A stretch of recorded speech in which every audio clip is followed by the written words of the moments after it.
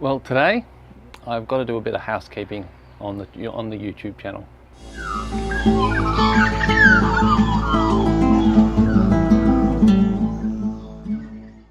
G'day.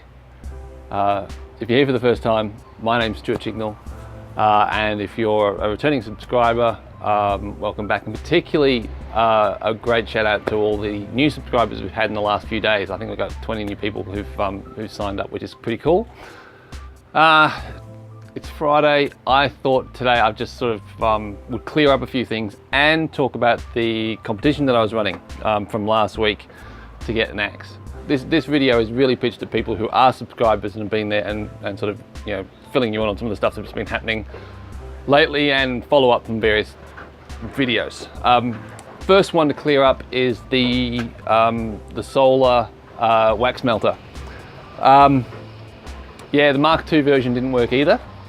And I think the biggest problem is I just don't have enough of a heat collection area. Oh, it's hot, but not hot enough, obviously.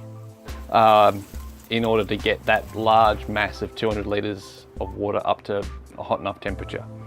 Now, a number of people in the comments suggested that I should just go for a smaller container. Well, yeah, I could, but the thing is, I'm after a big solution to process all the wax. I don't want to have to do it in a whole stack of different batches. So yeah, I really need that bigger solution. So probably what I'm going to do is go for a wood-fired one. Another one is, a while ago from one of the trips to Loddon, I posted a video where I talked about nearly drowning myself when I sucked on a siphon and got a lung full of very dirty water. That was a bad idea. Yeah, well that turns out is coming back to bite me, I think. Been to the doctor several times because just my chest hasn't been feeling right, shortness of breath and stuff. And yeah, it's not getting better, which is a real pain in the bum, I tell you, because it's really affecting my stamina, which is so annoying because I'm not really sick. It's just to try and get anything done and then I'm just knackered.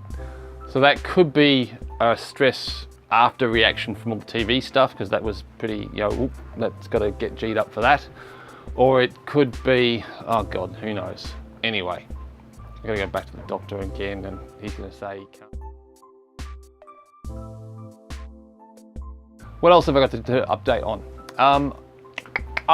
Yes, the absolute pasting I took for posting a picture of that composite beam that I made up when I just posted the picture on Facebook was full on, and then I posted the video and almost got nothing but love. So internet is a strange place, but I am still got a bit of a bee in my bonnet with the guys, the Woodworking Crazy, for the shellacking they gave me and for booting me from the group, you know, without any right reply. So that was annoying. But it has got me in the mind that I do want to do some destruction tests because I think it would be cool. So that's something that's coming up. So stay tuned for that. I was only going to do it if people asked for it, but actually, you know, damn it, I want to do it and it'll be fun. However, I'm going to do them scaled down because destruction testing can be a bit dangerous because when things break, they can go sporing. And even though that composite beam I made doesn't look very strong to some people, it is very strong, as the video showed. When I walked across, it got barely any deflection at all for the span that we put it across. So I'm going to do a scaled down version, which means I'll need a lot less force to break them. So that will be safer.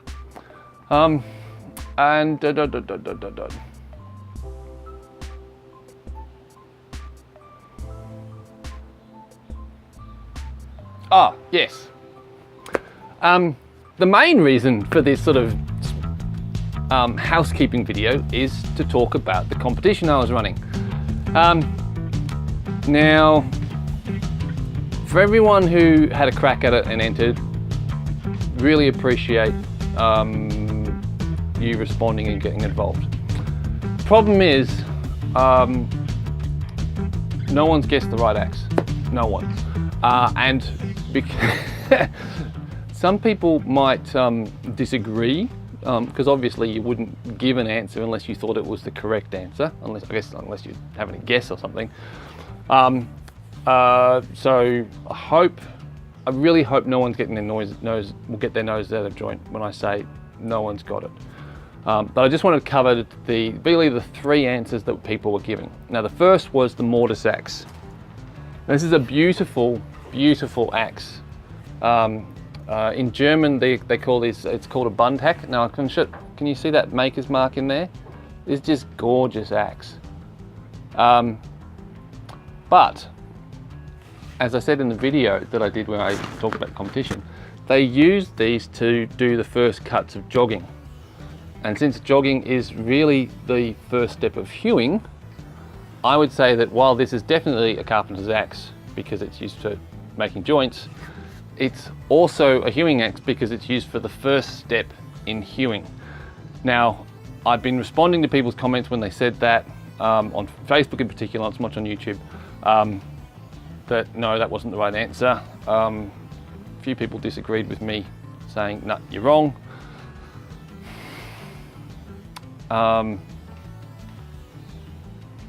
Yeah, I'm really sorry, but I'm going to stand with my answer. This is not the right answer. This is definitely a hewing axe and a carpentry axe. What was the other one? Oh yeah, the French felling axe. Now, this is one of my favorite axes. It's not that old. It's a relatively modern maker's mark here. And when I say relatively modern, I'm talking very, very early 1900s, late 1800s. I think I would place this comfortably 1880s or so. Yeah, it's one of those ones that's sort of the borderline between blacksmith made and industrial made. It looks like it was made in a larger workshop, but still relatively, I don't want to say primitive, relatively early techniques. Now, yeah, so some people said, well, it's not a carpentry axe. How can you consider it a carpentry axe? The thing is, what a felling axe is really, really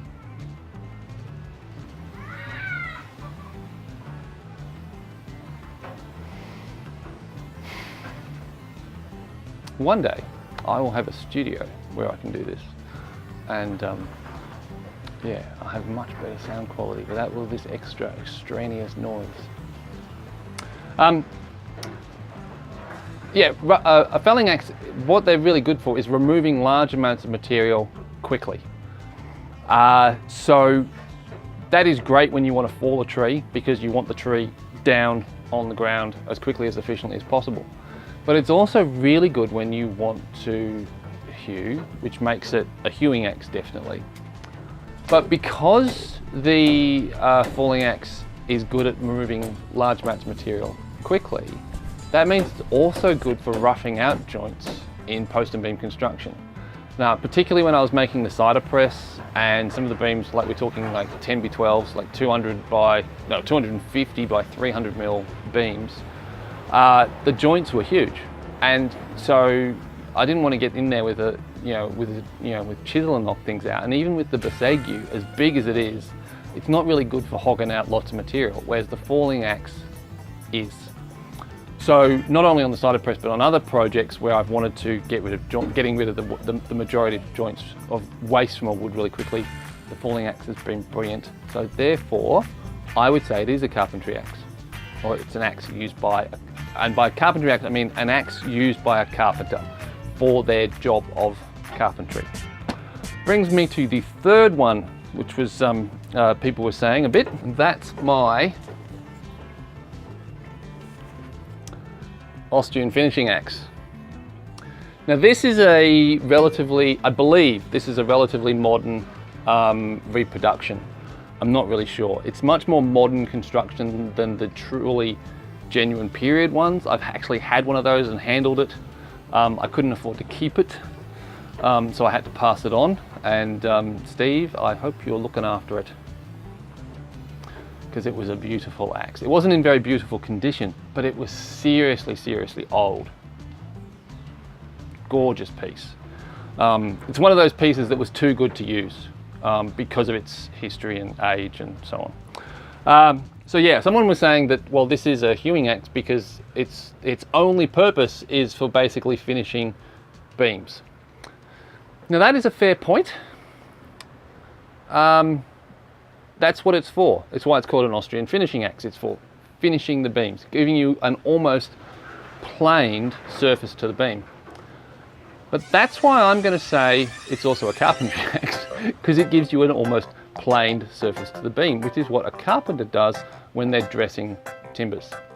Plane them with a plane. The other thing is that I've used this, and I'm not saying it was done traditionally, but this is what in my mind is another reason why it's a carpentry axe and a hewing axe, is I've used these almost like a slick. The really long, broad blade means you can really clean up the cheeks of a tenon very, very quickly and very, very flat. Now, I wouldn't go and get it from the shed to do that probably, but if I had it there, then that's what I'd use it for. And I'd specifically put the Passaigu down, put my slick down, and I'd pick up this and just, you know, shave. Very, very nice tool, and I'd say it's both. Unfortunately,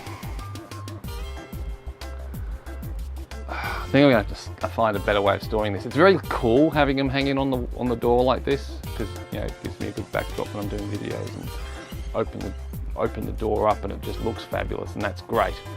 I don't think it's the best way to keep the axes though. Just that little bit of condensation and moisture and they're getting a bit of rust on them. This one's really rusty because I've never ever cleaned it up. That's its original condition as it came to me. And the reason for that is I have enough trouble using the left-handed one. I'm not even going to think about using the right-handed one yet. So where does that leave us? Well, you know categorically 3 axes that are not the that are not the axe I was referring to. Now, this is where I might annoy some of you, because I'm not going to tell you which axe it was. Is this that I think this is too good a question to hold up and to give away without someone getting it. So what my plan is I'm going to do a video dedicated to the axe in question, but it's not going to be a video that I'm going to do at any time. It's going to be done at a particular time of year. So it's either going to be late autumn or over winter that I'll do this video. And once you know what the axe is used for, you'll realize why that is, which is of course a hint as to what sort of axe it is. So I hope that doesn't give it away.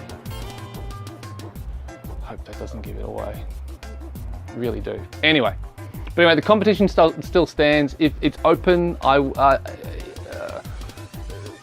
in the next month or however long it takes, if someone guesses it,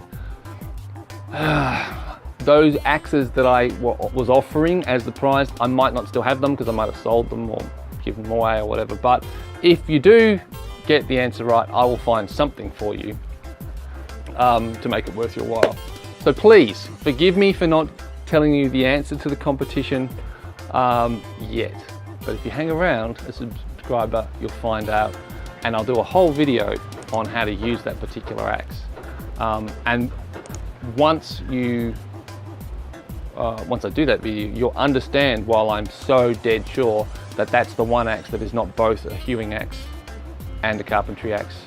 Now I had something more to say. One more thing to say.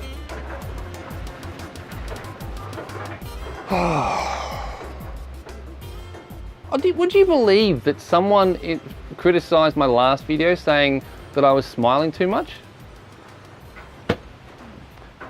That wasn't it though. What was I going to say?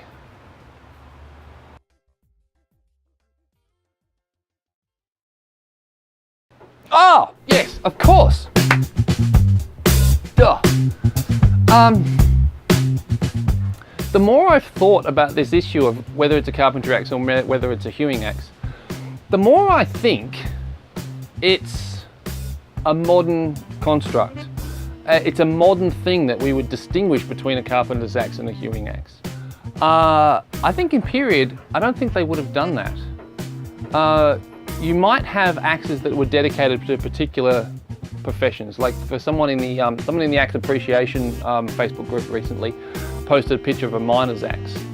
Now, it was a miner's axe because it was designed to be used in a mine, but it wasn't used by the miners to do mining, it was used by the miners to do carpentry. But there was a number of characteristics about the axe that made it really good for use in small confined spaces on large section timbers. So basically it was an axe for cutting post and beam joints. So yes, you had axes that were specialised, designed to cater for the special needs of particular professions. And as we go into the modern period, as professions became more specialised, you begin to see more of that to a degree, and then we get into mechanisation and it all disappears. But I'm thinking about this thing about hewing versus carpentry. I really do think it's just a modern thing. It's a modern distinction that we're trying to make. And I also think it's something that's unique, or at least prevalent in the Anglosphere, but it's not prevalent in the Francosphere or the Germanic tradition. Now I'm not as au fait with the French tradition, but with the Germanic tradition, I don't think there's any distinction at all. For example, a lot of carpentry axes, hewing axes, they're all called Zimmermann's axe, or Zimmermann's Biel, or Zimmermann's Hack. And that literally translates to, is often literally translated to meaning carpenter's axe. But probably a better literal translation is builder's axe.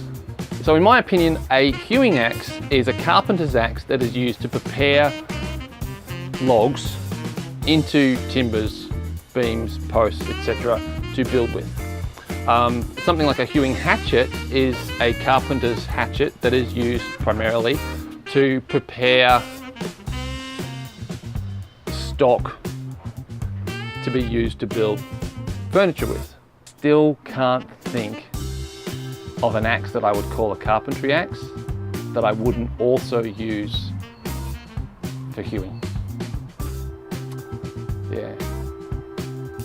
Oh, except, and the only axe that I can't think of that is both is the axe for the competition. Yeah. So on my phone it's saying 24 minutes. I know I'm going to be able to cut that down in the video editing. It's still probably going to be a long video. This has been a bit of a ramble, but it was some housekeeping, if nothing else, to get some stuff out of my head.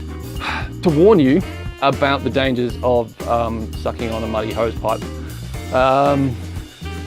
And to give you some heads up of some of the stuff that's coming. The destruction testing I've already mentioned, the winter axe video whenever I do it. There'll be other axe videos before then, I'm sure, but that particular axe video will be waiting until late autumn, winter. I've really got to get cracking on a whole bunch of stuff because the press is going to need firing up soon because the apples are starting to ripen. I want to get a dedicated solar fruit dryer up and running, but I want to make it with hand tools, and there's a few tools I've got to restore before I can do that. I've got to get back into the medieval prospecting video series. I've got more gold to find. Another update. Had some good feedback on the fan cowling classifier. And when I say good feedback, some of it was positive, which is nice, and others was critical, which was also good because it led to a good discussion. And I think what I need to do is I definitely need to do a video showing how I use that, and I think that'll alleviate some people's concerns that I was spreading misinformation and bad technique. Yeah, not that I'm dissing the people who were suggesting that. I think his comments were pertinent, measured, valuable. Obviously I disagree in some points, but he's a much more experienced prospector than I am, so I need to take what he says with, what's the opposite of a grain of salt?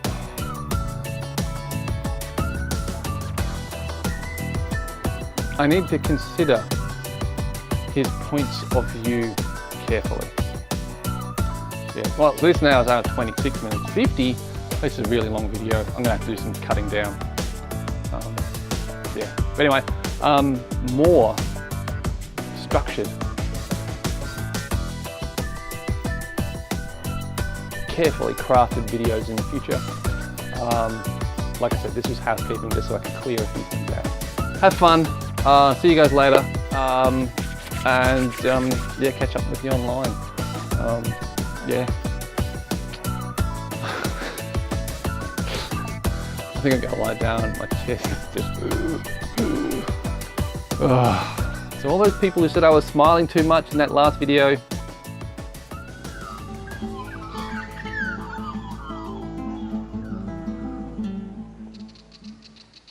to warn you about the,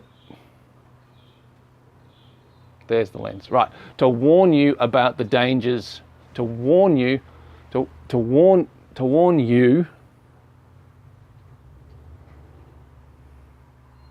I'm still trying to work out where I'm supposed to look at my phone. Like with the camera, it's easy, there's a big freaking lens and you just look at the lens, whereas the camera, so